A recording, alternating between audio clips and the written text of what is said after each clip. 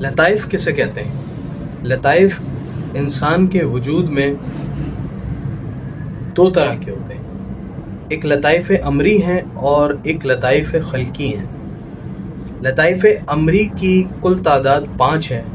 جسے لطائف خمسہ بھی کہتے ہیں۔ ان 5 لطائف کے مختلف مقامات ہیں، اور ہر ایک سلسلے میں ہر ایک لطیفے کا مقام الگ ہو سکتا ہے۔ قادری سلسلے میں، چشتی سلسلے میں، نقشبندی سلسلے میں لطائف کے جو مقامات ہیں جسم کے اندر موجود ہیں، جو لطائف امری، ان کے مقامات جدا ہو سکتے ہیں۔ ایک مثال آپ کو دے رہا ہوں کہ جیسے لطیفہ نفس ہے، تو لطیفہ نفس کی جو ہے وہ مقام کچھ سلاسل میں جو ہے وہ یہاں سر پر ہے، کچھ سلاسل میں زیر ناف ہے۔ اچھا، لطائف خمسہ جو ہے یہ ہیں کیا؟ اصل میں یہ وہ لطیف پوائنٹس جسم میں موجود ہیں جن پر ذکر کیا جاتا ہے، اور اس ذکر کے جو ہے پھر نتائج بھی سالک حاصل کرتا ہے۔ لطائف باطنی کے بارے میں مختصر سے یہاں عبارت موجود ہے مینہ مصطفی حصہ دویم میں۔ باطنی عوالم کی ابتدا لطیفہ قلب سے ہوتی ہے، یعنی لطیفہ قلب، لطیفہ قلب اور قلب میں تھوڑی سی جو ہے وہ لوگوں کو مس انڈرسٹینڈنگ ہے، غلط فہمی ہے کہ وہ قلب کو، یعنی جو گوشت کا لوتھڑا، دل جسے کہتے ہیں، جو انسان میں موجود ہے، اسی کو قلب بھی سمجھتے ہیں۔ ان دونوں چیزوں میں فرق ہے۔ لطیفہ قلب الگ شے ہے، اور جو قلب، دل جسے ہم کہتے ہیں، جو انسانی جسم میں دھڑکتا ہے، وہ الگ ہے۔ لطیفہ قلب جو ہے وہ آپ کے الٹے ہاتھ پر پستان سے 2 انگل نیچے واقع ہوتا ہے۔ اچھا، لطیفہ قلب باطنی عوالم کی ابتدا لطیفہ قلب سے ہوتی ہے، اس کے بعد روح ہے، پھر سر ہے، پھر خفی ہے، پھر اخفا ہے، اور اس کے بعد لطیفہ نفس پر بھی ذکر دیا جاتا ہے۔ یہ 5 لطائف جو ہے وہ انسان کے جسم کے اندر موجود ہوتے ہیں، اور سلسلہ مصطفی میں اس کے جو پوائنٹس مرشد نے، ہمارے شیخ نے جو ہمیں بتائے ہیں، وہ بھی میں ساتھ اس کو لگا دوں گا تصویر، تاکہ آپ لوگوں کو سمجھنے میں آسانی ہو۔ ان لطائف کے اوپر ذکر دیا جاتا ہے، اور جب اس پر ذکر ملتا ہے تو جیسے کہ لطیفہ قلب پر اگر ذکر ملا ہے تو اپنے شیخ کے لطیفہ قلب کو اپنے بالمقابل تصور کرتے ہیں اور ذکر کرتے ہیں اسم ذات کا، اور ذکر کرتے وقت یہ تصور کرتے ہیں کہ لطیفہ قلب جو شیخ کا ہے، اس سے انوارات و تجلیات میرے لطیفہ قلب میں منتقل ہو رہی ہیں، اور اس طرح اس تصور کو قائم کرتے ہیں کہ میرا لطیفہ قلب پہلے ایک اندھیرے کمرے کے مناسبت تھا،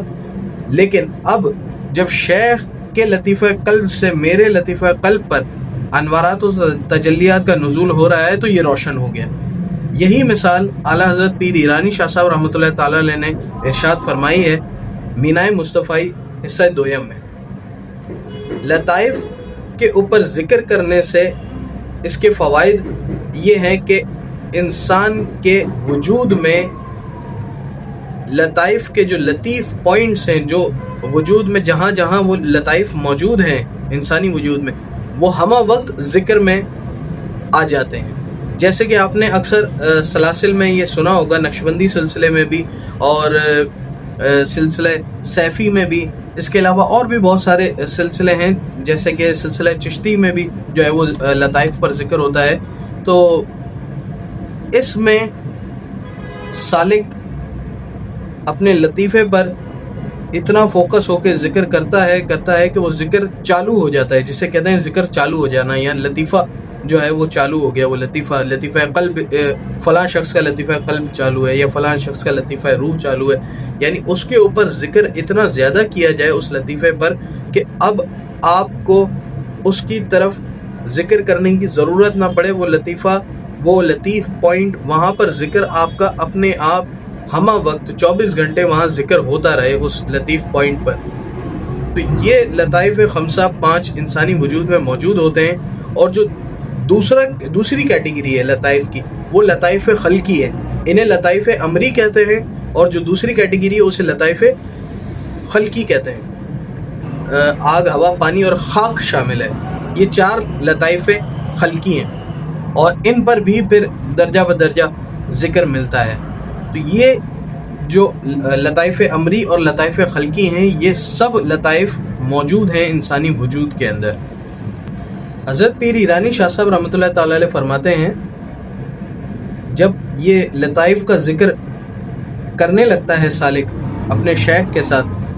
اپنے شیخ کے لطائف کو بالمقابل دیکھ کر، تصور کر کے، تو اس کے اثرات کیا آتے ہیں؟ اس وقت انسان کو اپنے لطیفہ قلب کے متعلق عین الیقین ہو جاتا ہے۔ عین الیقین کا مطلب وہ اپنے لطیفہ قلب کو اپنی باطن کی آنکھ سے خود دیکھ لیتا ہے، اس کو یقین ہو جاتا ہے۔ ابھی اگر آپ یہ بات سن رہے ہیں لطیفہ قلب کے بارے میں، تو یہ آپ کو علم الیقین ہے۔ اگر آپ کو میری بات پر یقین ہے تو یہ علم الیقین ہے، یہ آپ کے علم میں آ گیا ہے، آپ کو اس بات پر یقین ہے۔ لیکن عین الیقین اس سے اوپر کا درجہ ہے، جب انسان خود اپنی آنکھ سے، اپنی باطنی آنکھ سے، اپنی ظاہری آنکھ سے اس شے کو دیکھ لے تو عین الیقین کے مرتبے پر آ جاتا ہے۔ یعنی جس لطیفے کا اس کو پہلے علم الیقین تھا، اب اسے اپنی بصیرت سے مشاہدہ کر لیتا ہے۔ جب یہ حقائق باطنی بصیرت قلب اور روح کے ذریعے مشاہدہ کیے جاتے ہیں تو اس کے لیے کسی دلیل کی حاجت نہیں ہوتی۔ اب اکثر لوگ کہتے ہیں کہ بھئی یہ لطیفہ قلب ہے، لطیفہ روح ہے، لطیفہ سر ہے، تو بس یہ آپ اکثر لوگوں کا یہ مائنڈ سیٹ ہوتا ہے کہ یہ تو بس بنائے ہوئے ہیں۔ لیکن اس شخص کا کیا حال ہوگا جس نے خود ان لطائف کی حقیقت کو اپنی باطنی آنکھ کی بصیرت سے دیکھ لیا اور اسے عین الیقین حاصل ہو گیا کہ یہ لطائف میرے جسم میں موجود ہیں اور یہ ذکر بھی کر رہے ہیں، اور انہی کے ذریعے باطنی عوالم کے دروازے بھی مجھ پر کھل رہے ہیں اور باطنی عوالم کی سیر ہو رہی ہے۔ بلکہ گویا آنکھوں دیکھا یقین ہو جاتا ہے۔ یہی عین الیقین ارواح ملائکہ اور رسول اللہ صلی اللہ علیہ وآلہ وسلم کی حقیقت کی طرف راستہ کھولتا ہے، اور انہی حقائق کا شہود